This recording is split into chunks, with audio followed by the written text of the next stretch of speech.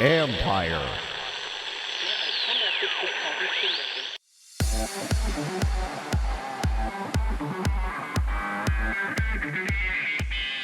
What if a fun night out could become anything and everything?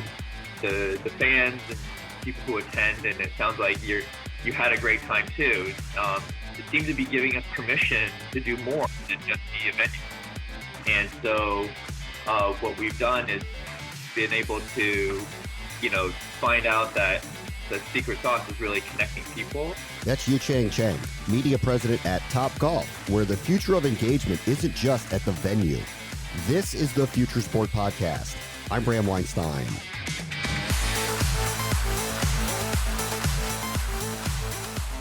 Yuchiang Cheng has been at the forefront of media technology. He co-founded the World Golf Tour, where gamers compete in online golf simulations and more.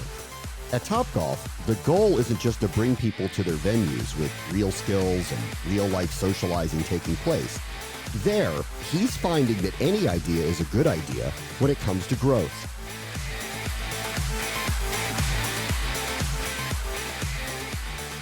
Our guest this week is Yuchiang Cheng, who is the media president at one of my favorite places on earth, Topgolf, and it is one of those places that in 2020 I dearly miss. Thanks for joining us, Yuchiang. Thanks for being here. Absolutely. Great to talk with you. Tell me about 2020 from Topgolf's perspective before we get into the tech and all the stuff that you're doing. Obviously, this is an unusual year for everybody. How have you guys tried to navigate it? We just kind of go back to our core principles.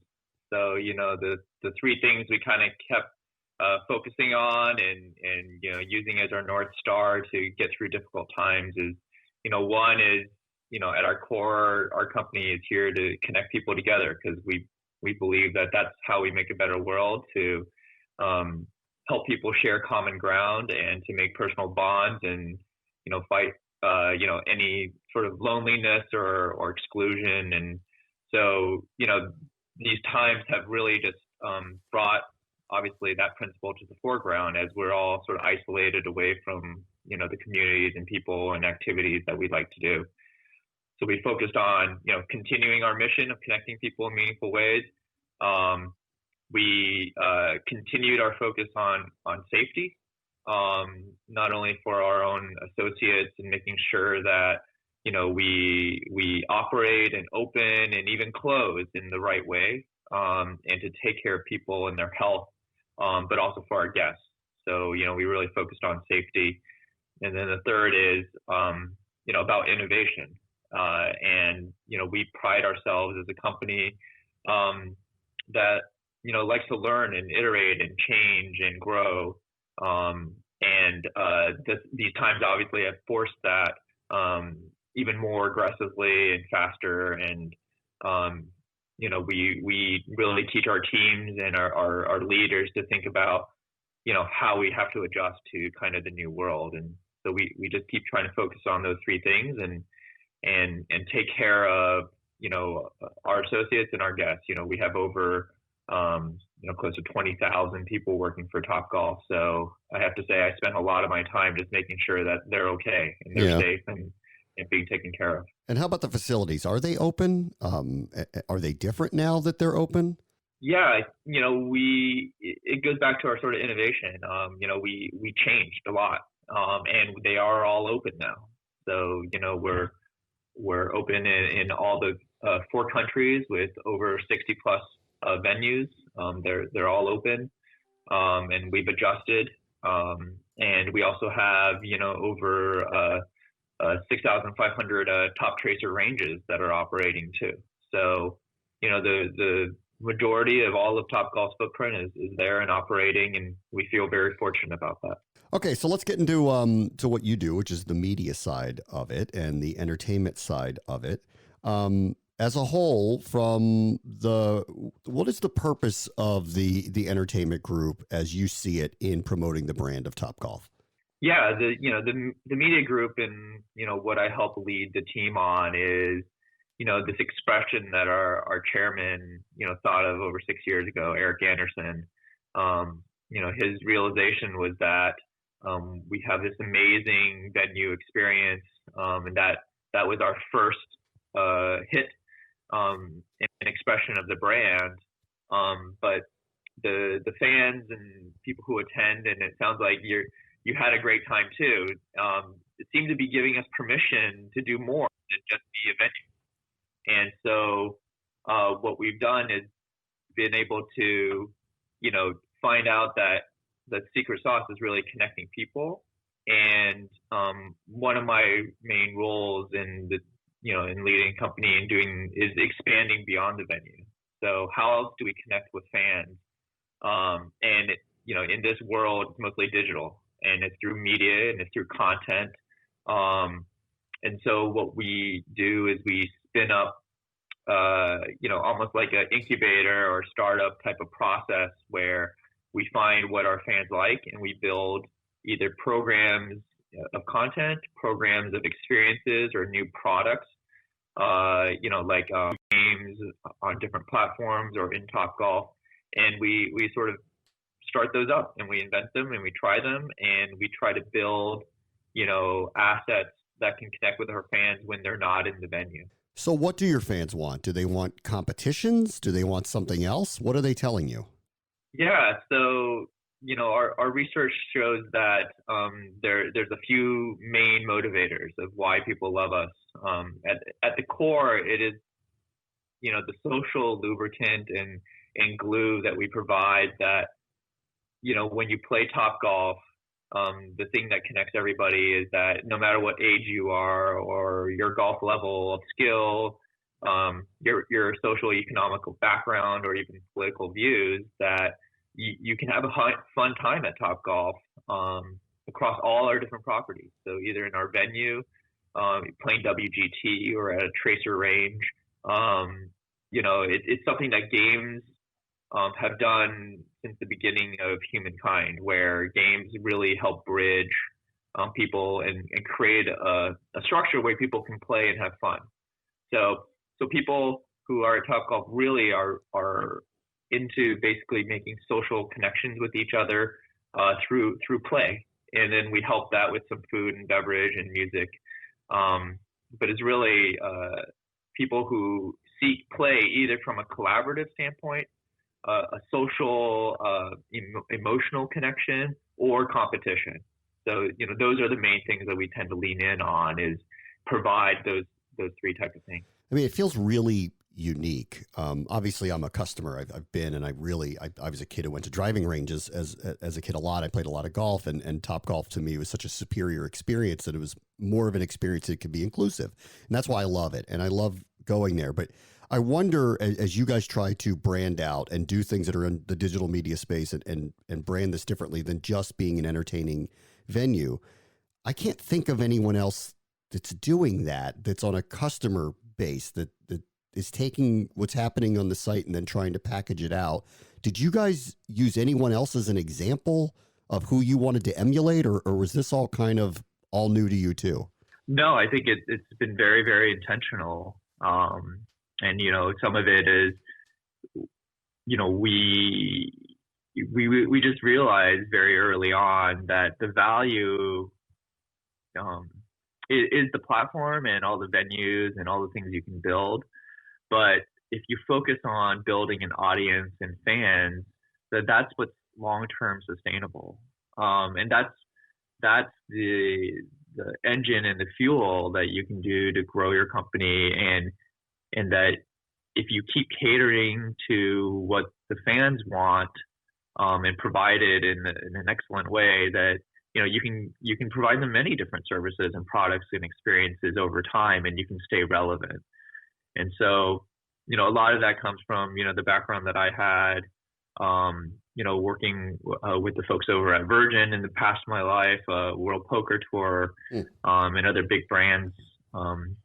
And we just really saw the value of the audience, and we really look up to and are inspired by companies such as like Disney or other entertainment companies or product companies that have been able to build a community around what they provide and the IP that they create. So and sports is one of the most ultimate expressions of that. How you can take a game that is played on a field and turn that into the most, avid fan base, and to be able to connect with that fan base on multiple touch points, that's really what we're doing. So, I listened to your podcast with Moon with the 49ers, Yeah. that we do some work with, and we actually speak exactly the same language. We think of it very, very similarly, and it's about connecting with the fan, and especially at this time period in this pandemic. Support for this podcast comes from AT&T. All right, so there are a lot of reasons to like AT&T 5G. Check this out. My friend Lisa, who's a professional race car driver and base jump wingsuit enthusiast, likes AT&T 5G because it's fast. My friend Terry, who's a bodyguard who once also wrestled a hyena when he got too close to his client on safari, likes AT&T 5G because it's secure. And my friend Sasha, who's a librarian and hasn't missed a day at work in 27 years. Ooh, not even that time she broke both her legs and had the measles, likes AT&T 5G because it's reliable. Switch to AT&T 5G. It's fast, secure, and reliable. And now nationwide. AT&T 5G. It's not complicated. 5G requires a compatible plan. 5G may not be in your area. See att.com/5G for you for 5G coverage details. I see the total link between Disney. It's an obvious link that you could make. And the World Poker Tour, too. I could see that, too. What was your experience at Virgin that you brought over here that has helped guide you in some of the decisions that have been made for Topgolf? Yeah, so, I worked as, one of the close partners in launching Virgin Games in the UK. And, that was my first exposure to, a brand that really used their brand and the charity of their fans. I call them fans, but they call them customers, brand loyal customers. And to take that charity and that equity that they have and to be able to sell all sorts of different businesses. So, they centered Virgin around, creating really good value for the customer and focusing on that maniacally, that you have to deliver the best customer experience for whatever vertical you're in. And that you do it in a way that's a little bit irreverent and a little cheeky and unexpected. And that's what Richard's brand has always been about, not doing things the normal way, but doing it, the right way. And maybe sometimes it's different and sometimes that bucks the establishment. And so,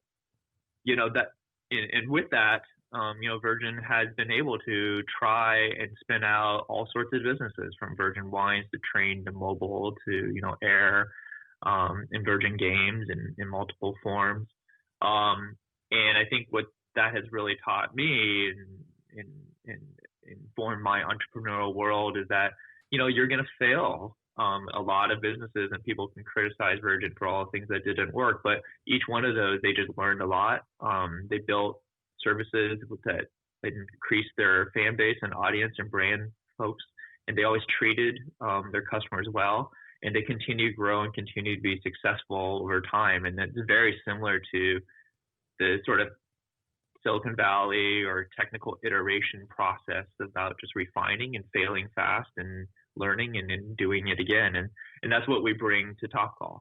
The fact that we have a brand, and with that brand, we can spin up all different types of experiences and businesses, and some of them work and some don't, but let's not be afraid of it. I don't think I'm going to be flying on the Topgolf plane drinking the Topgolf wine, though, right? I mean, that's not coming down the line, is it? Well, you Never wouldn't know. be surprised that we've had all those conversations. Well, I mean, consider we have a whiteboard of the Topgolf plane, literally. Listen, the Topgolf plane sounds fun and dangerous all at the same time. So I don't know. Well, that's some of the secret sauce that I can tell you, but it helps give you a little insight in the way we think, right? Like, yeah. The idea around the Topgolf plane is just that, we think that, influencers and being cool is really important. And why couldn't we have a plane that would fly to areas that needed things, either to help put out a fire, in California, or deliver food to a flood victims. And, we were hit really hard by the Houston flood several years ago, we have many associates who lost their homes, and we're thinking, well, why couldn't we have a plane and help people out, and at the same time use that plane as sort of like a media platform where we can stream from there. We can in exchange fly celebrities there where they want to go, but in exchange the celebrities would have to help our cause for whatever we're doing. Now, I don't know if that's a good idea or bad idea, but that's interesting that we even have that conversation. Let's find out. We'll find out if it's a good idea or a bad idea. I want to ask you about esports. We've spent a lot of time on this podcast talking about the growth and explosion of esports. Can you tell me a little bit about the presence that Topgolf has in that realm? Yeah, I think it's one of the most exciting parts of our business, and it's one of the parts that have really attracted a vibrant audience. And so in esports, we really play two roles, which is really unique. I don't think a lot of companies do this or businesses. So on one hand, we have a World Golf Tour or WGT. So we are a game developer and publisher. It's a product that's near and dear to my heart. I founded that company and started it, in my loft, and over 10 years now, it's still running strong. And there's huge advantages for being, the game developer and publisher of an esport. So I think, like Riot and League of Legends and Rocket League, right? They can control their environment and the gameplay and build in features for their audience and for their streamers at a rate that, other companies can't do because they don't own the game. So on one hand, we're nurturing, streaming, investing in, esports competitions and streaming and content at a pretty rapid rate for WGT. And we are truly the leader in golf, esports, and we host 10,000 plus competitions a year. We have arrangements with the European Tour for the E-Tour, where we got, over, several 100,000 participants and millions of hours of views on that. And we do stuff with the LPGA, and we do stuff with the Open Championship, which is one of the majors in golf. So that's one piece of it, and it is going extremely well. And then the other side of it is that we have these venues, and we also have this audience that are really pretty young millennials and Gen Z, which is the primary part of our fan base. And a lot of them don't self-identify as golfers or anything other than people who just like to have a good time. So, if you look at the statistics and the demographics, over a third of them say that they either watch or participate in esports today. And so it was just a very natural move for us to start providing them content, entertainment, and hosting esports activities at our venues to support their interests. So we really play on both sides there. And, on the venue side and the audience side, we're agnostic to whatever game. We've done Madden, we've done League of Legends, we've done Fortnite. We've done almost all the games. And it's really just the demand of our audience wanting to participate in esports, and we provide a good venue for that. It's all really cool. I can't wait to get back out of my basement and spend a night at Topgolf, the one here locally outside of Washington, D.C. Yuchiang Cheng is the Topgolf media president. Thanks so much for joining us. Yeah, absolutely. Thanks for the chat, Brett. Jeans. They're an American staple. No article of clothing is more closely linked to our nation's history. Today, denim's a $90 billion industry, but that success didn't come easy. I'm David Brown, the host of Wondery Show Business Wars. We go deep into some of the biggest corporate rivalries of all time. And in our latest series, we're unzipping how Levi's, Lee, and Wrangler managed to take workman's wear from the frontier to the runway and closets around the world. Join us for Denim Wars. Listen on Apple Podcasts, Spotify, or listen ad-free by joining Wondery Plus in the Wondery app. On the next Future Sport podcast, the return to sports in 2021 means a different stadium experience. We opened up Levi's Stadium, and one of the main pillars for us was to be innovative / advanced in technology. Like twofold for that. One, we're obviously sitting right in the heart of Silicon Valley, so pretty important to stay modernized as much as possible when you're in Silicon Valley. And then two, a lot of our partners are in that non-traditional tech/innovative space as well. That's Brent Schob, Chief Revenue Officer of the San Francisco 49ers, who continue to work toward making the home of the defending NFC champs a fan-friendly experience. That will do it for this episode. As always, the future is now.